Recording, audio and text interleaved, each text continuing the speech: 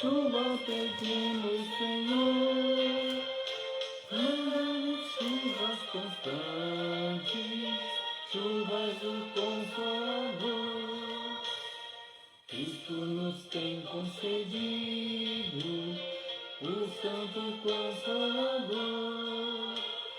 de pela paz transmitido para o reinado de amor. Chuvas de graça, chuva pedimos, Senhor, manda chuvas constantes, chuvas do Consolador. Amo, Senhor, amplamente teu grande gozo e poder, fonte de amor permanente, põe dentro de nosso ser. Chuvas de graça, chuva pedimos, Senhor, manda chuvas constantes, chuvas do Consolador. Todos os teus servos piedosos, dai-lhes virtude e valor, dando os teus dons preciosos do santo receptor. Chuvas de graça, chuva pedimos, Senhor, manda chuvas constantes, chuva no Consolador.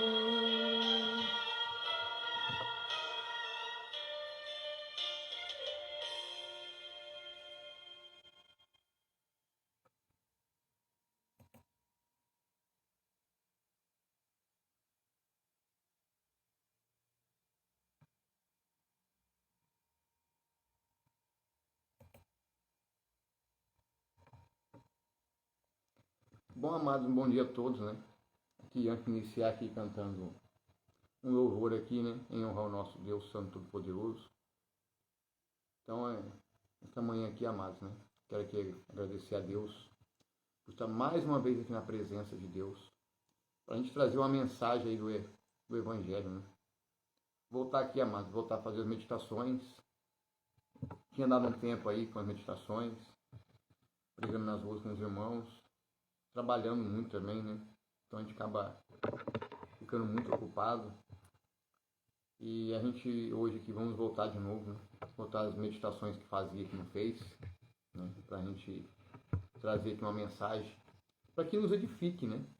Para edificar você que está ouvindo essa palavra, você que vai ouvir, para edificar a mim também, né? Para que nós possamos estar frente a frente, né? Com o nosso Senhor um dia, né?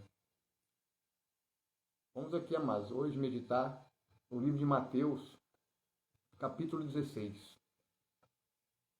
E o tema aqui fala, né, que os religiosos daquela época, os fariseus, né, eles pedem um sinal para Jesus.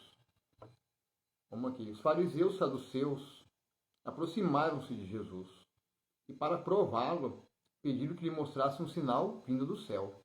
Olha só, né? Então lhes ponderou: quando começa a entardecer, dizeis, haverá bom tempo, pois o céu está avermelhado. Ou pela manhã, dizeis, hoje haverá tempestade, porque o céu está de um vermelho nublado. Sabeis com certeza discernir os aspectos do céu, mas não podeis interpretar os sinais dos tempos. Então aqui, Jesus já abordou eles, né? Que eles sabiam interpretar, né? Em questão dos tempos, né? Em questão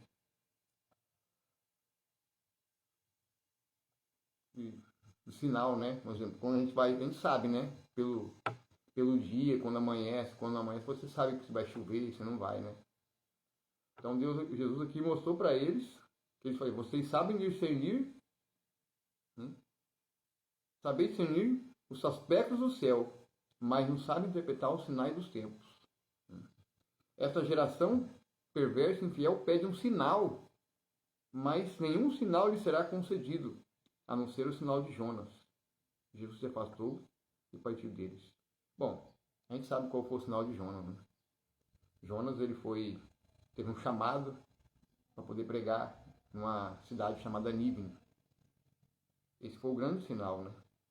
E através de Jonas, através da pregação de Jonas, pregando juízo, ele converteu uma cidade inteira, né? Ou seja, 120 mil pessoas, né, foram convertidas, né? Porque aquele povo ele não tinha discernimento, né, das atrocidades que faziam, da maldade, né? Então Deus mandou Jonas, né, um profeta, né? Esse foi um grande sinal, né? Para ali pregar juízo, né? Ele que é um profeta, né, do Senhor, né? Usou ele para... E ele ainda tentou fugir, né? No chamado dele, né? Mas não teve como fugir, né? Teve que ir. Deus criou até situações e ele não pôde fugir, né? Teve que ir para pregar lá para a cidade de Nínive. Esse foi um dos grandes sinais, né? Continuando aqui no versículo 5. Indo os discípulos para o outro lado do mar, esqueceram-se de levar pães. E Jesus falou: estejais alerta e acautelai-vos do fermento dos fariseus e saduceus. Entretanto, eles discutiam entre si, dizendo: e por que não trouxemos pães? Percebendo a desavença, Jesus indagou: por que discordais entre vós, homens de pequena fé? Sobre o não terdes pães, não compreendeis até agora, nem sequer lembrais dos 5 pães para os 5.000 homens e de quantas cestas recolhestes? Nem dos 7 pães para aqueles outros 4.000 e de quantos cestos recolhestes? Como não entendeis que não falava a respeito de pães? E sim, tende, pois, cuidado com o fermento dos fariseus e saduceus. Compreenderam, então, que não lhe dissera que se guardasse do fermento dos pães, mas que se acautelassem da doutrina dos fariseus e saduceus. Então aqui, né, ali começou uma discussão entre os discípulos, né, em questão dos pães, porque eles tinham recolhido muitos pães que sobrou.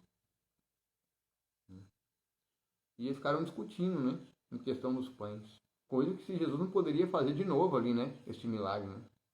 Por isso que Jesus fala para ele, homens de pequena fé. Por que discutir por causa de pães? Né, em ter pães. Sendo que eles multiplicaram aqueles pequenos pães e alguns peixes de 4 a 5 mil pessoas.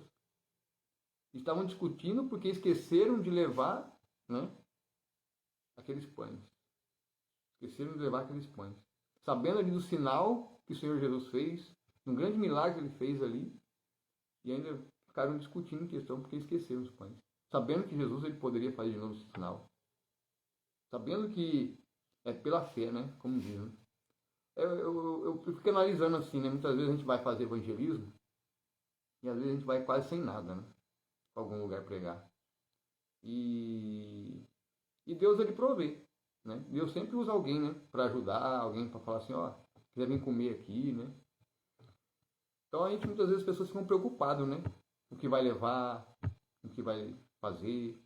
E a gente não tem que ficar preocupado com essas coisas. Porque o Senhor, ele vem, né, com sustento.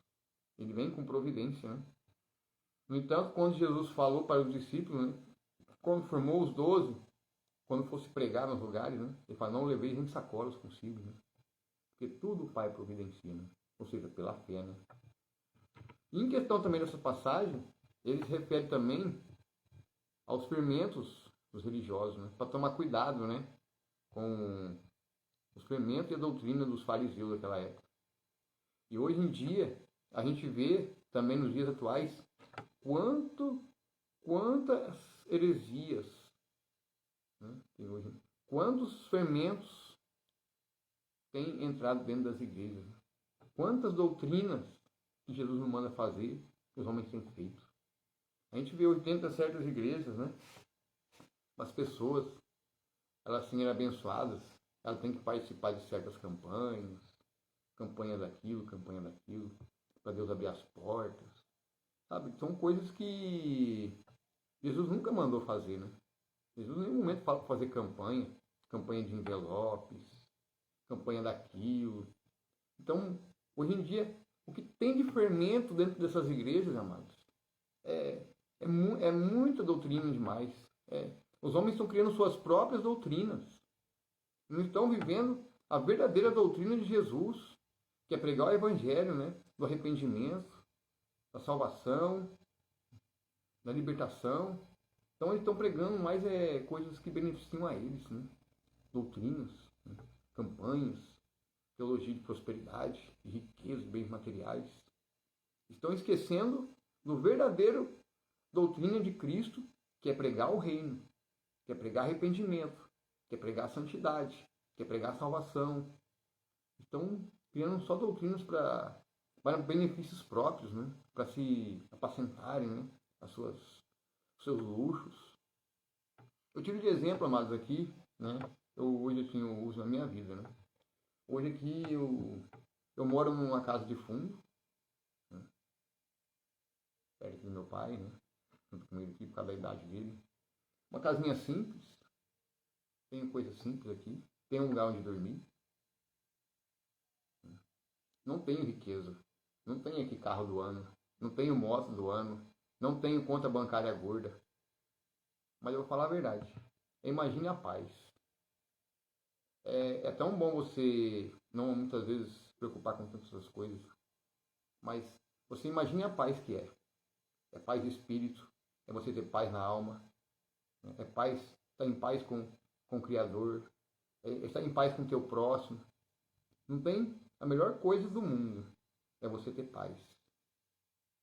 Por isso que eu falo, mas muitas vezes as pessoas elas ficam atrás dessas igrejas, né, cheias dessas doutrinas, cheias dessas heresias, né, cheias desses fermentos que estão fazendo hoje, sabe? É campanha daquilo, é campanha para você prosperar, é campanha para você mudar de vida.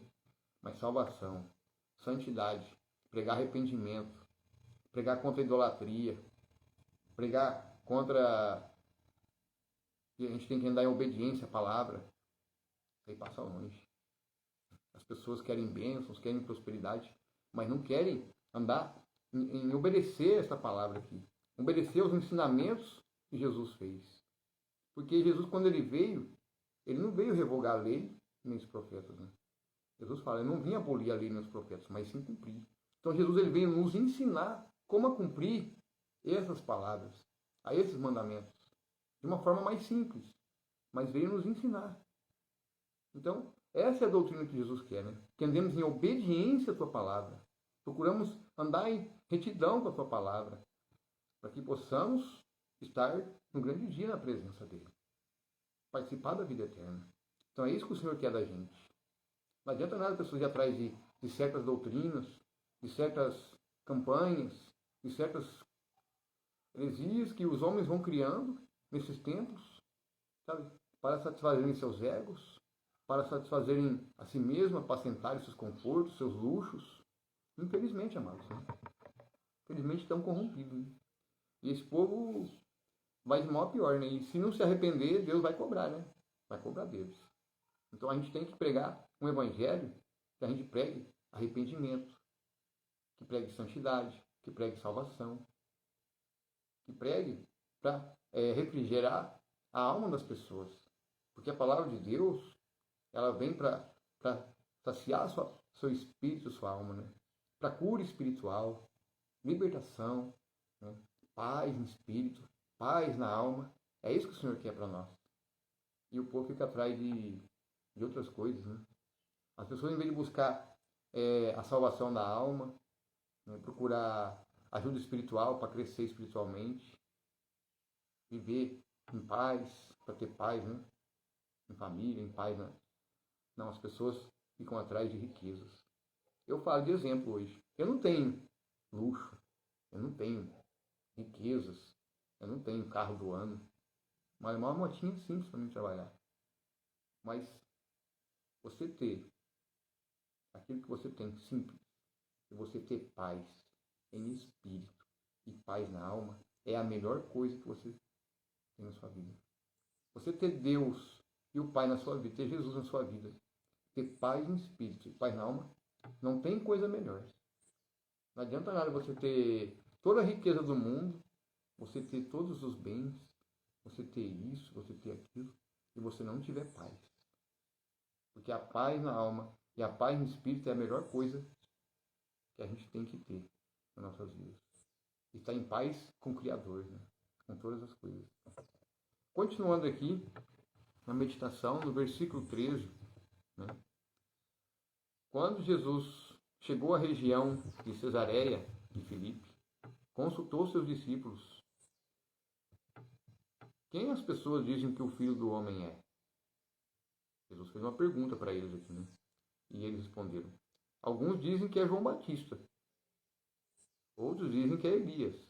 E ainda quem diga Jeremias, ou um dos profetas. Olha o que eles falaram, né? Uns dizem que você é João Batista, outros dizem que você é Elias, ou dizem que você é Jeremias, né? Ou outros profetas, né? Que o Senhor já tinha mandado antes, né? De Jesus. Então Jesus interpelou. Mas vós, quem dizeis quem eu sou? E Simão Pedro respondeu. Tu és o Cristo, o Filho do Deus vivo. Ao que Jesus afirmou. Abençoado és tu, Simão, filho de Jonas, pois isso não foi revelado a ti por carne ou sangue, mas pelo Pai que está no céu. Olha que forte esse versículo, irmãos. Pois foste revelado não pela carne e pelo sangue, mas pelo Pai que está no céu, que o enviou. Olha que interessante, né? O Pai que revelou a vocês. Então o Pai, ele revelou a nós aquele que veio para nos salvar dos nossos pecados, para nos livrar. Ele um dia, ele se tornou semelhante a nós, né? Se você ler em Isaías 53, lá fala claramente das características do Messias, das características de Jesus. Quem ele era, ele realmente era, né? Ele se tornou como um de nós, o próprio Deus, em fazer carne no meio de nós. Olha o amor desse Deus, amados. E muitos ainda rejeitam esse amor, rejeitam esta graça, rejeitam essa misericórdia. Ainda esperam por um Messias. Estão esperando ainda por um Messias. Quantos povos do povo de Israel, os judeus, esperam por um Messias? E esse Messias que vai vir, amados, ele não tem nada a ver com Jesus. Ele não tem nada a ver com o Messias das Escrituras. Lá em João 14, no versículo 30, fala, né? Eu irei para o Pai. Jesus falando para os discípulos. Mas virá um príncipe que não tem nada comigo. Que não tem nada de mim. E Jesus falou, né? Deixou alerta para eles. Virá um príncipe que não tem nada de mim. E esse príncipe, amados, é o que governa este mundo hoje que nós vivemos. Quem é o príncipe deste mundo hoje, amados? Jesus falou, né? Que o mundo já é do maligno. O mundo já é do maligno. Então, um sistema, né, mundial, né? Estão querendo implementar, estão querendo impor, estão querendo tirar a soberania das nações. Então o povo está acreditando. Está acreditando. Por quê? Porque deixaram de crer nesse Messias que há mais de 2000 anos se fez homem no meio de nós. Se tornou semelhante a nós para nos salvar, para nos libertar da escravidão do pecado, para que sejamos livres e não mais escravos do medo. Através da fé, a gente pode vencer as dificuldades, vencer as lutas, vencer as provações, as tribulações, né? Para que possamos, né, viver na eternidade com Ele um dia. Né? Da mesma maneira, eu te digo que tu és Pedro. Esse versículo 18 aqui, ó, nós vamos chegar nesse ponto. Da mesma maneira que eu te digo que tu és Pedro, o discípulo Pedro, e sob esta pedra edificarei a minha igreja, e as portas do Hades não prevalecerão contra ela. Então o que ele fala aqui? Que sobre esta pedra, quem que é a pedra? Será que é Pedro? Aqui ele fala, eu te digo que tu és Pedro, e sobre esta pedra, será que era uma pedra literal? Uma pedra física? Não. Quem que era essa pedra que ele se referia? E as pessoas confundem que Pedro, né, é ele que tem a chave da... Né, como se Pedro fosse a pedra. Aqui fala, ó, tem que respeitar as pontas, as vírgulas. Eu te digo que tu és Pedro. Aí tem a vírgula. E sobre esta pedra, ele não fala Pedro, pedra. Né? E sobre esta pedra edificarei a minha igreja. E as portas do Hades não prevalecerão contra ela. Então aqui Jesus ele se refere a ele, a pedra.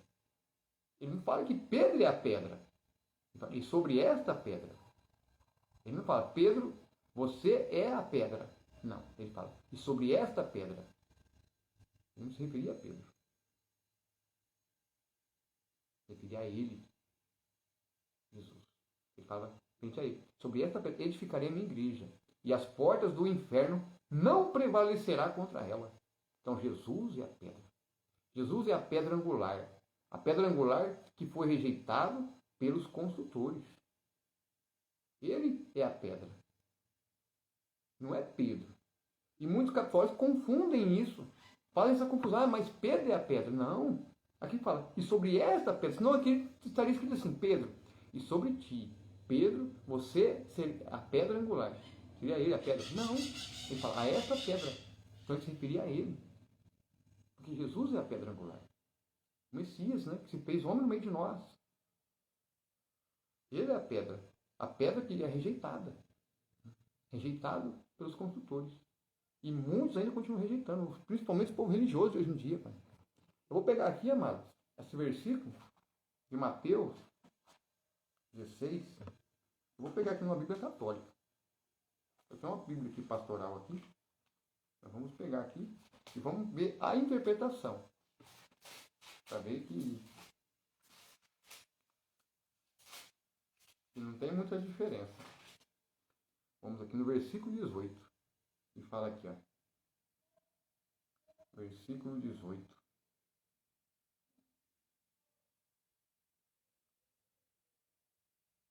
Aqui. Eu também lhe digo, você é Pedro, e sobre esta pedra construirei a minha igreja. Ele não se refere ao templo de pedra, ele se refere a ele. Ele fala, você é Pedro, e sobre esta pedra. Ele não fala, Pedro, pedra.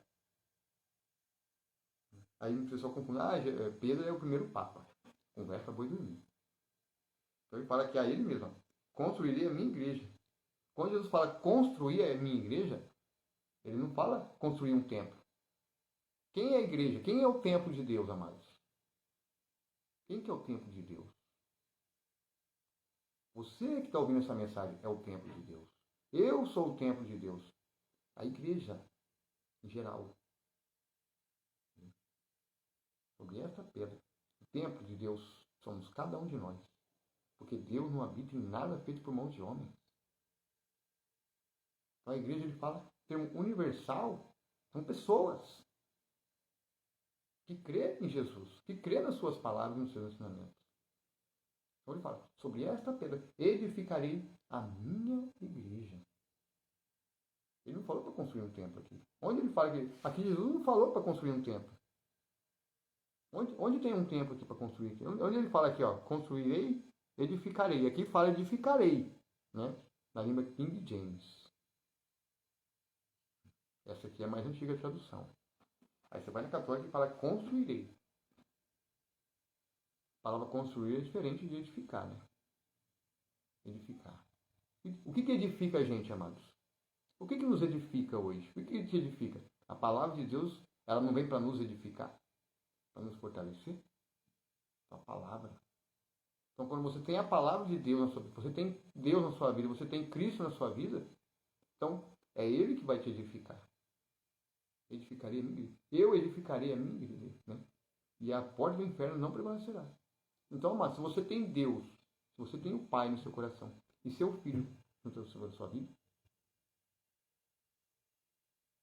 as portas do inferno não vai prevalecer contra a tua vida. O inimigo pode tentar de tudo.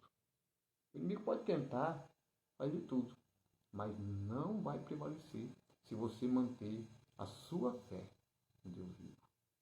Amém? Continuando aqui. Eu darei a ti as chaves do reino dos céus, e o que ligares na terra haverá sido ligado nos céus. E o que desligar na terra haverá sido desligado nos céus. Olha aqui. E então ordenou aos discípulos que a ninguém dissessem ser ele o Cristo. A partir daquele momento, Jesus começou a explicar aos seus discípulos que era necessário que ele fosse para Jerusalém e sofresse muitas injustiças na mão dos anciãos, dos chefes sacerdotes e dos escribas, para então ser morto e ressuscitar ao terceiro dia. Interessante que nesse versículo 21, né, ele fala que era necessário ele ir para Jerusalém, sofresse injustiças né? E ser morto e ressuscitar. Se você for em Isaías 53, fala, Jesus, o braço do Senhor, o servo sofredor. E ele sofreu. Né? Ele sofreu por nós, né? Ele sofreu todo tipo de injustiça. Foi humilhado, foi rejeitado, desprezado, né? Torturado. Carregou sobre ele as nossas culpas. Carregou sobre ele as nossas enfermidades. Carregou sobre ele os nossos pecados, as nossas iniquidades. E no final, lá de Isaías 53, fala, né? E por nós intercedeu. Ou seja, e ainda lá no fim ele intercedeu por nós. Né? Então aqui se cumpre, né? O versículo 21 ele encaixa completamente com a profecia de Isaías 53. Profecia não, né? Ele fala do braço do Senhor, né? A descrição definitiva de Jesus. Pedro, chamando-o à parte, começou a admoestá-lo, dizendo, Deus seja gracioso contigo, Senhor.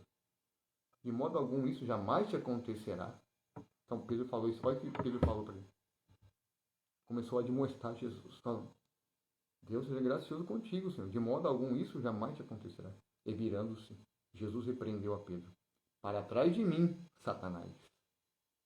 Tu és uma pedra de tropeço, uma cilada para mim, pois tua atitude não reflete a Deus, mas sim aos homens.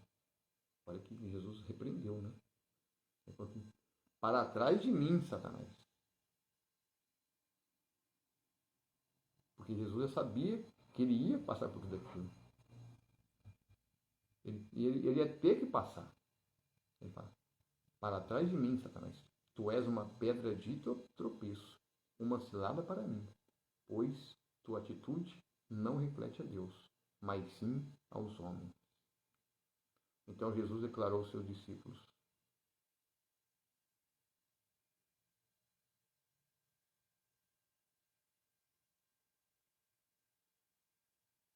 então aqui Jesus ele falou que Pedro, né, era a pedra de tropeço.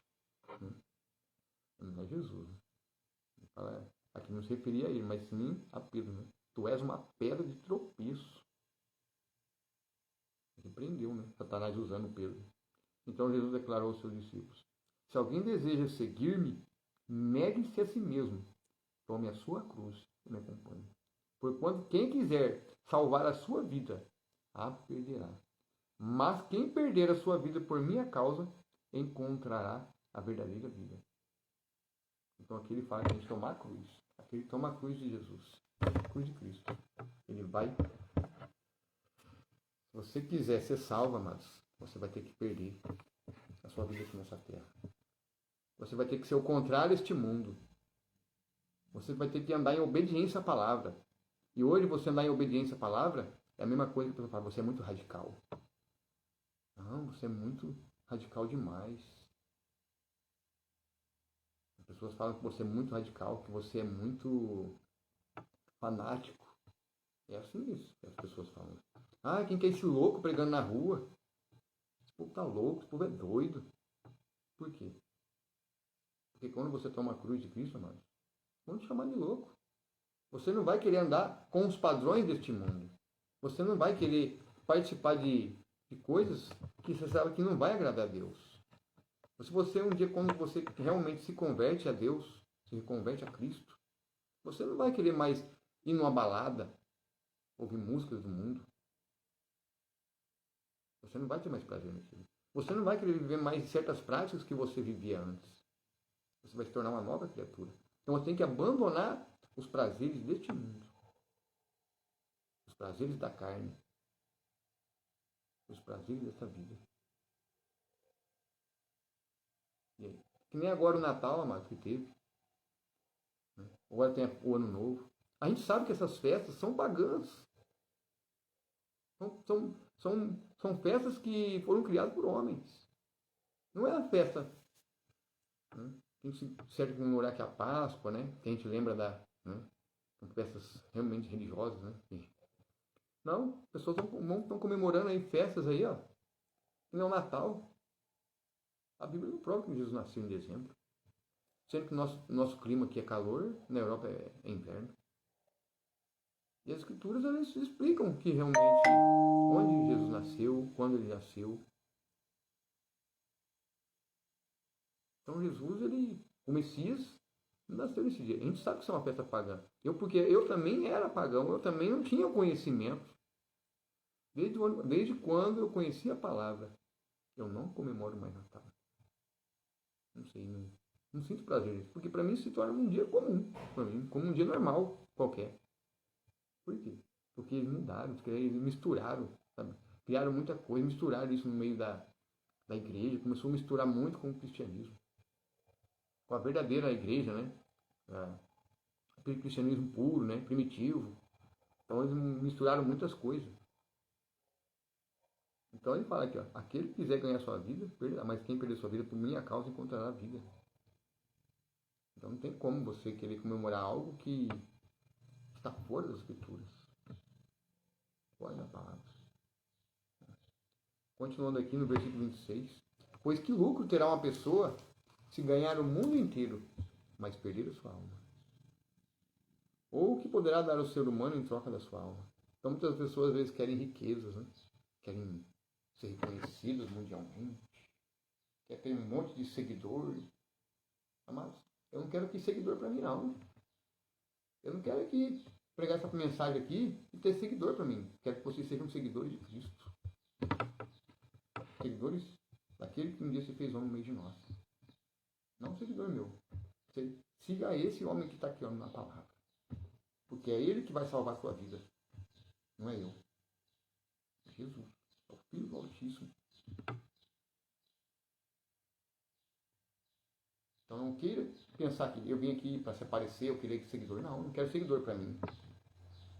Sejam seguidores do Filho de Deus. Então ele fala aqui, ó, não adianta eu querer ganhar o mundo inteiro. Não adianta eu querer riquezas, famas, bens materiais, os prazeres deste mundo, e eu perder a minha alma, você perder a sua alma. Que adianta você ter tudo o que você tem. Você ter tudo. Mas você não ter paz na sua alma. Você não ter paz de espírito. Às vezes você não pode não ter nada. Você não pode ter toda essa riqueza. Mas se você tiver o necessário para a sua vida, para suprir suas necessidades, e ter paz na alma e espírito, é a melhor coisa que tem. É a melhor riqueza que nós temos. É paz. Paz no espírito, paz na alma. É isso que Deus quer para nós. É isso que o Eterno quer para nós, através do seu Filho. Paz.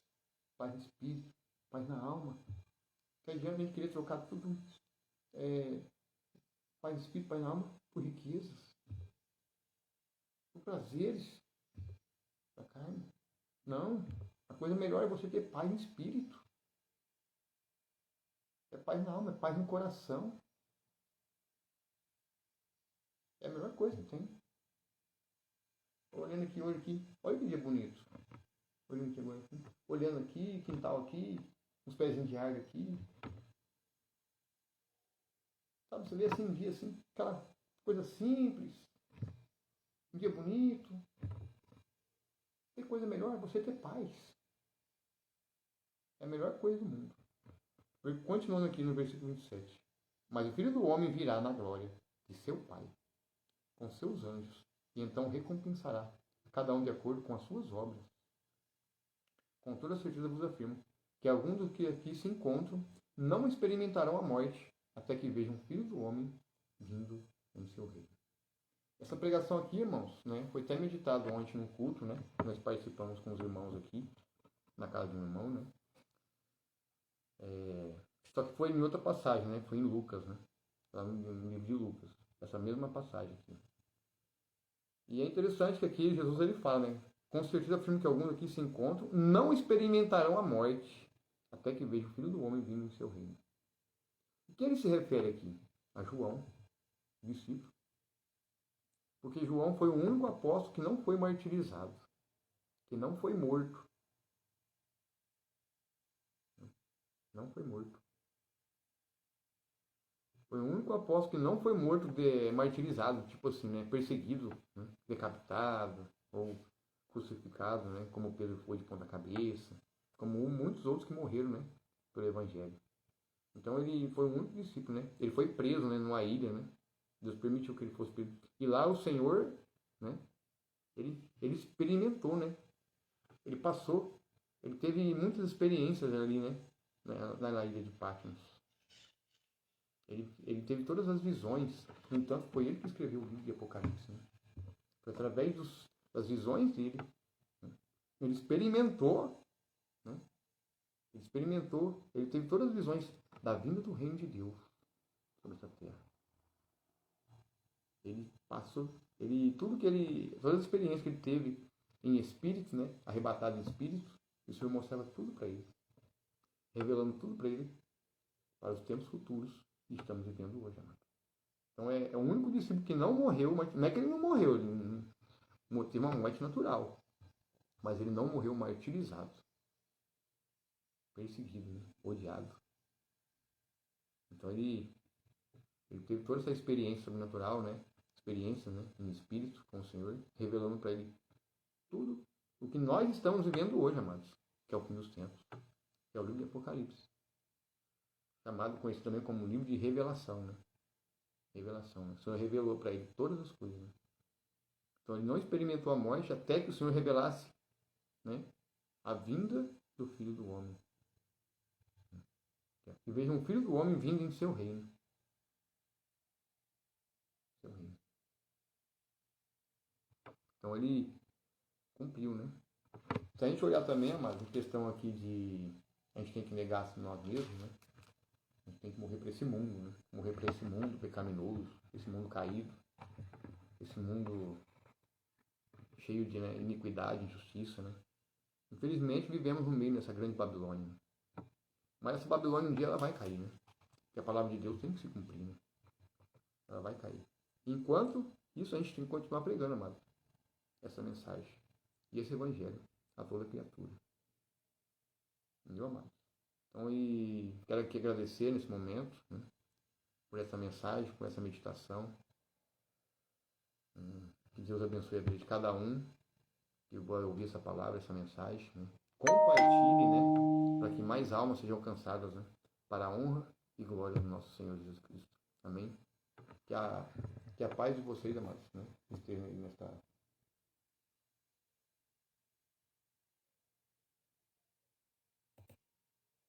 Vou colocar aqui mais um louvor aqui.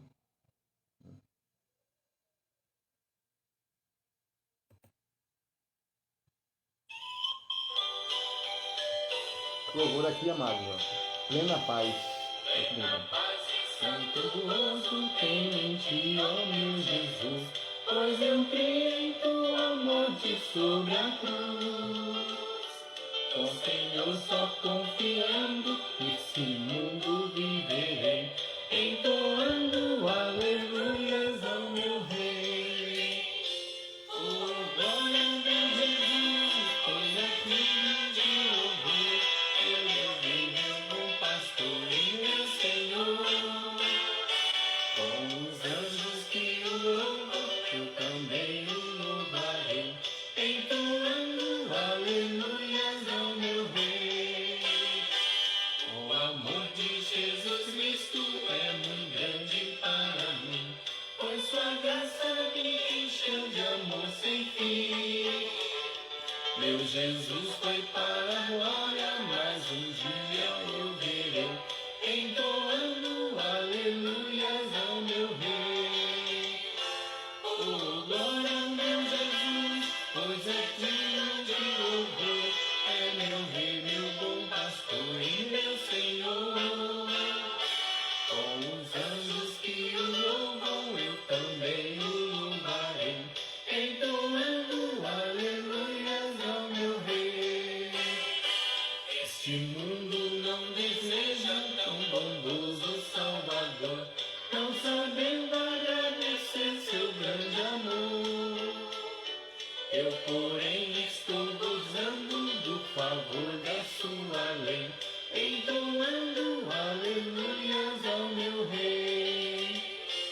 Oh, glória ao meu Jesus, pois é digno de louvor, é meu Rei, meu bom pastor e meu Senhor.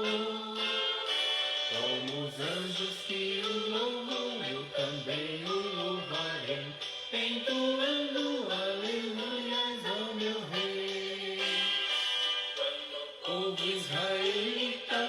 Jesus se consertar, dando glória ao seu nome sem cessar. Nesse tempo, céu e terra hão de ser a mesma grei, entoando aleluias ao meu rei. Oh, glória a Jesus, pois é digno de louvor, é meu rei, meu bom pastor e meu Senhor. Como os anjos que o louvam, eu também o louvarei, entoando aleluias ao meu rei. Oh, glória! Glórias e glórias, amados, né? Sejam dados ao nosso Deus Santo Poderoso, né? É isso aí, amados, né? Eu quero agradecendo aqui, né, novamente. Que Deus abençoe seu domingo, abençoe este ano que está começando aí novamente. A gente sabe, amados, que os tempos vão cada vez, né? As palavras do Senhor vão se cumprir. Né? Não se abale pelas coisas que acontecerão no mundo. Permaneçam na palavra. Permaneçam em Cristo. Permaneçam naquele que deu sua vida pelos seus pecados, amados. Permaneça nele. Não fique com medo do que vai acontecer, não. Tenha plena confiança no Senhor. E Ele vai guardar a vida de cada um de vocês. Amém? Que Deus abençoe, né? Encerrando aqui mais este ano, né? Com essa mensagem. Compartilhando com vocês aqui essa palavra. Que a graça e a paz do Senhor Jesus, né, estejam com todos vocês que acompanham aqui, né, no meu Face. E que o Senhor venha, né, trazer força, né, fé, perseverança, para suportar aí tudo com paciência, até o grande dia, né? Até guardar o grande dia do Senhor. Amém? Então, seja um ótimo ano, né, amados, né? E o ano que for entrar aí, que Deus conceda, né, muita paz, muito amor, alegria nos vossos corações, né? Alegria para as vossas almas, né? Sustento, né? Providência, né? Para a gente permanecer aí tudo, né, que estamos vivendo. E não se assuste com as coisas que virão. Não se abalem, né? Tenha fé e perseverança. E nós venceremos, amados. Nós venceremos. Nós venceremos este mundo, assim como Cristo venceu. Amém? Então, um ótimo dia a todos vocês.